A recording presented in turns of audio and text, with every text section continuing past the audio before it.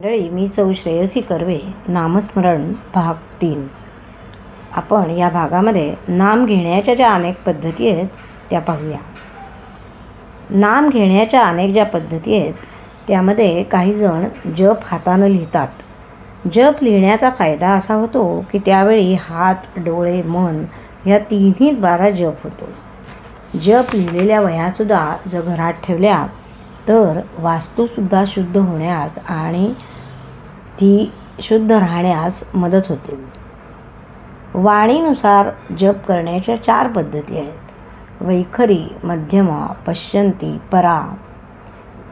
या 4ही जप करण्याच्या पद्धती असल्या तरीसुद्धा वैखरी, मध्यमा, पश्यंती, परा यापैकी कोणत्याही वाणीत जप होतो हे महत्त्वाचं नाही आहे. तर ज्या वाणीमध्ये जप होत असताना मन आपलं कमी भरकटतं किंवा भरकटत नाही त्या वाणीमध्ये जप होणे हे महत्त्वाचं आहे.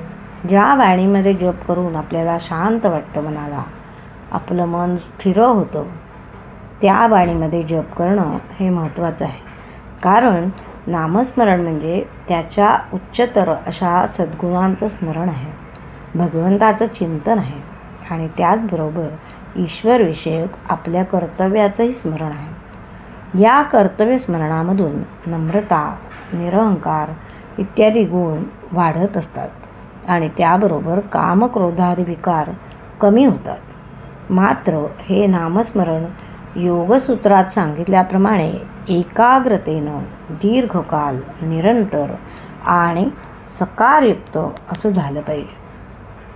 दीर्घकाळ म्हणजे यावत जीव, निरंतर म्हणजे एकही श्वास वाया जाऊ न देता आणि सत्कारयुक्त म्हणजे भक्तिभावपूर्ण असा यावरील 3 पदांचा अर्थ गुरुदेव रानडे यांनी सांगितला आहे.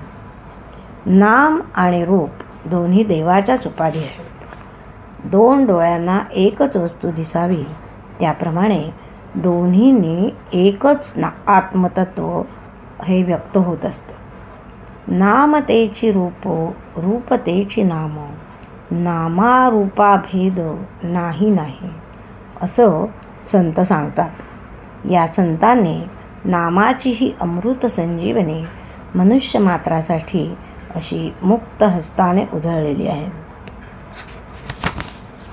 म्हणूनच प्रत्येक मनुष्याने मनामध्ये भीती किंवा संशय न बाळगता श्रद्धायुक्त अंतःकरणाने नामस्मरण करून आपला जन्म सार्थकी लावावा.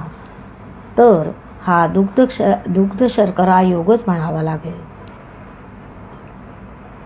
म्हणून माणिकबाईंच्या आवाजातलं अतिशय गोड असं गीतही आहे. अमृताहुनी गोड नाम तुझे देवा, मन माझे केशवा का बा नाही. म्हणूनच म्हणूनी कोणी न करावा आळस, म्हणा रात्रंदिवस राम राम.